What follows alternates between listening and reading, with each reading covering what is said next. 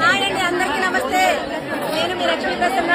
ఈ రోజు చూడండి వారాహిపేట ఎంత కలగన్న అర్థం ఉందో, వేలాది మంది భక్తులతో ఇక్కడ అన్నప్రసాద కార్యక్రమం జరుగుతుంది. వేలాది మందికి అన్నప్రసాదం పెడుతున్నాం మనము. ఇదంతా కూడా భక్తుల సహాయ సహకారాలతో జరుగుతుంది. మీ అందరూ అన్నదాత సుఖీభవనండి ఒకసారి గట్టిగా.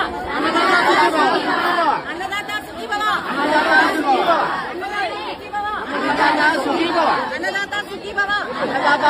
కార్తీక మాసము ఆఖరి శుక్రవారం కావడంతో విపరీతమైన భక్తుల రద్దీ అయితే ఉందండి ఈ రోజు వారాహిపేటంలో. అయితే ఈ రోజు అన్నప్రసాద కార్యక్రమం జరుగుతుంది. ఇక్కడ వేలాది మందికి ఇక్కడ అన్నప్రసాద భాగస్వామ్యం అయ్యారండి.